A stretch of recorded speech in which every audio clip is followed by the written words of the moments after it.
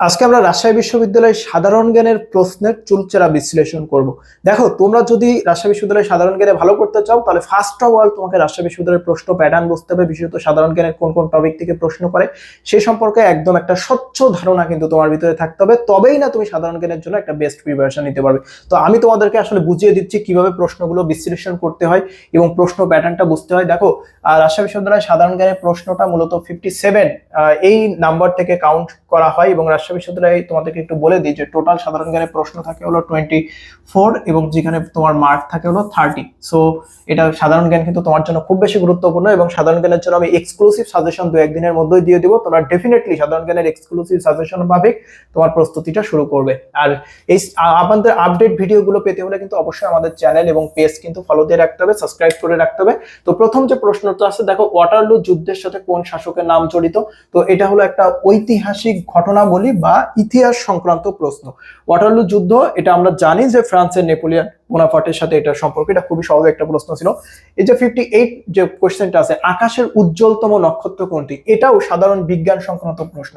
তো সাধারণ বিজ্ঞান সংক্রান্ত মহাকাশ বা গ্রহ নক্ষত্র এই জায়গা থেকে কিন্তু রাজশাহী বিশ্ববিদ্যালয়, চট্টগ্রাম বিশ্ববিদ্যালয় খুব প্রশ্ন করে। চট্টগ্রাম বিশ্ববিদ্যালয় বি ইউনিটেও এখান থেকে প্রশ্ন করে, রাজশাহী বিশ্ববিদ্যালয় এ ইউনিটেও প্রশ্ন করে। তো এই প্রশ্নটা তোমাকে একটা মেসেজ দিচ্ছে যে সাধারণ বিজ্ঞানের যেমন কোন খাদ্যে কোন ভিটামিন বা কোন খাদ্যে কোন অ্যাসিড বা রংধনু বা এই জাতীয় যে বিষয়গুলো আছে, যে সাধারণ বিজ্ঞানের পার্ট যেগুলো আছে, এগুলোর সাথে সাথে সাধারণ বিজ্ঞানের একটা গুরুত্বপূর্ণ অংশ কিন্তু মহাকাশ, তারা, নক্ষত্র, গ্রহ, উপগ্রহ এই সংক্রান্ত বিষয়। সো এগুলো তোমার জন্য মোস্ট ইম্পর্টেন্ট। এই কোশ্চেনটা কিন্তু এই বার্তাটা তোমাকে দিয়ে দিল। প্রত্যেকটা কোশ্চেনের মাধ্যমে আসলে এভাবে বুঝতে হয়।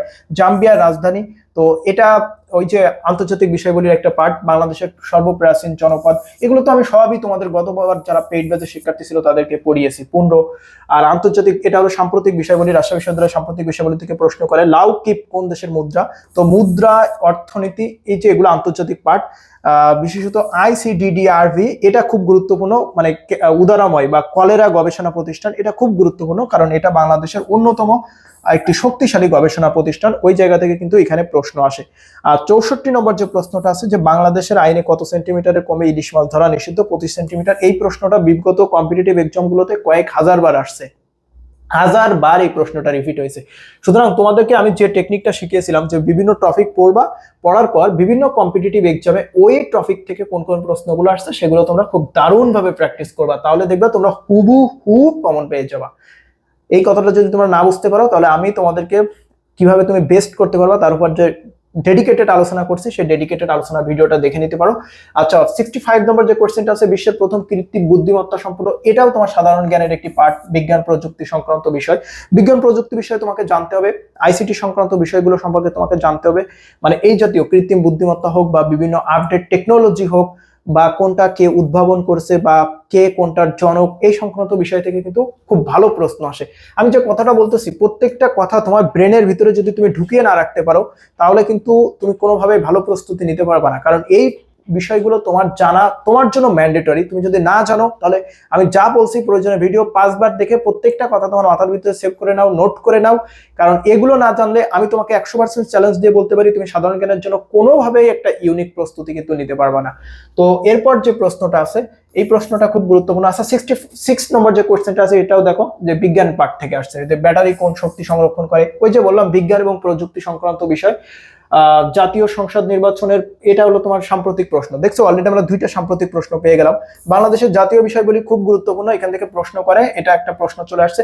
মোস্ট ইম্পর্টেন্ট একটা জায়গা হলো যে বিভিন্ন ব্যক্তির উক্তি, বিশেষত মনীষী, দার্শনিক বা গুরুত্বপূর্ণ রাজনৈতিক ব্যক্তি যারা রয়েছে, প্রভাবশালী ইনফ্লুয়েন্সার, তাদের উক্তিগুলো থেকে রাজশাহী বিশ্ববিদ্যালয়, ঢাকা বিশ্ববিদ্যালয় এবং চট্টগ্রাম বিশ্ববিদ্যালয়ের বি ইউনিটে প্রতি বছর একটা প্রশ্ন থাকে থাকে থাকে। সো এইগুলোর জন্য তোমার একদম মুখস্থ, কণ্ঠস্থ, ছোটস্থ থাকে।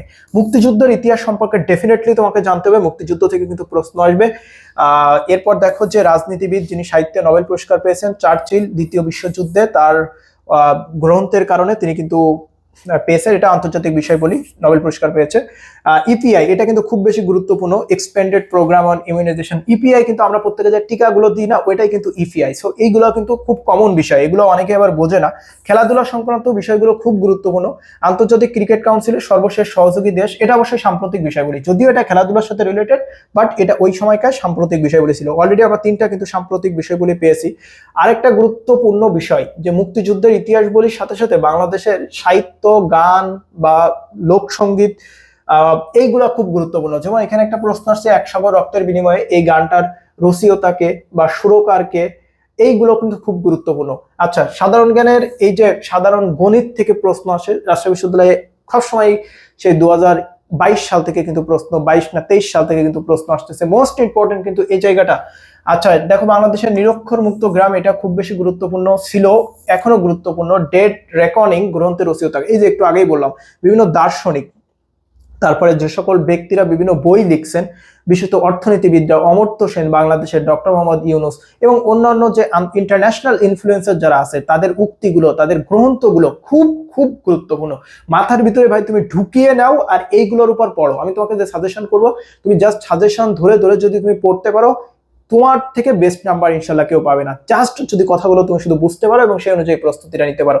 সংবাদ সংস্থা খুব বেশি গুরুত্বপূর্ণ, এবং আমি গতবার আমি যে স্লাইডের 2 মিনিটের একটা ভিডিও আলোচনা করছিলাম, সেখানে আমি তোমাদেরকে বলেছিলাম যে তাস হলো রাশিয়ার সংবাদ সংস্থা, গত বছরই বলছিলাম। সেখানে আমি তোমাদের মালয়েশিয়ার সংবাদ সংস্থা কোনটা, নুসান্তারা, এটাও কিন্তু বলে দিয়েছিলাম।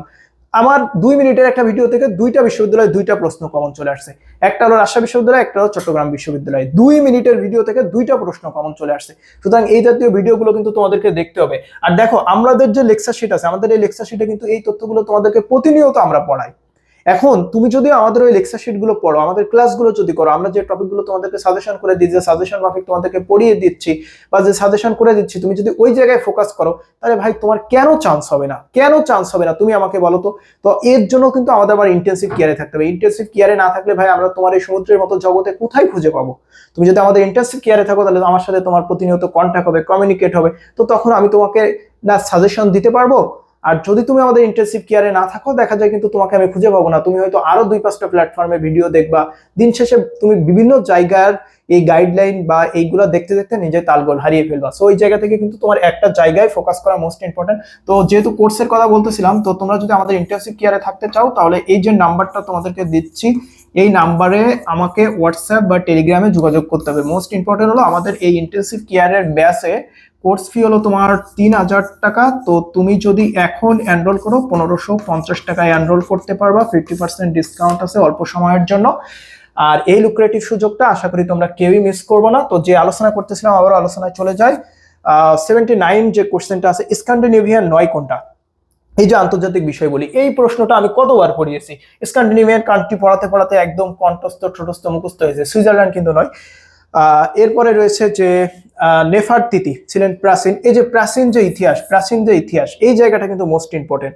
প্রাচীন ইতিহাস হলো যে তিনি ছিলেন মিশরের রানী। ঢাকা বিশ্ববিদ্যালয় থেকেও কিন্তু এই সংক্রান্ত একটা বিষয়ে প্রশ্ন আসছে, যে বিশেষত প্রাচীন কালের যারা প্রভাবশালী যে সকল রাজা বাদশা, যেমন অনেক রাজা বাদশা আছে, বিশেষত রোম সাম্রাজ্যের যারা ছিল, মিশরীয় সাম্রাজ্যের যারা ছিল, কিংবা পারস্য সাম্রাজ্যের যারা শক্তিশালী শাসক ছিল, মেসোপটেমিয়ার গ্রিক সভ্যতায় যে সকল শক্তিশালী শাসকরা ছিল, তাদের সম্পর্কে জানা অনেক অনেক বেশি ইম্পর্টেন্ট।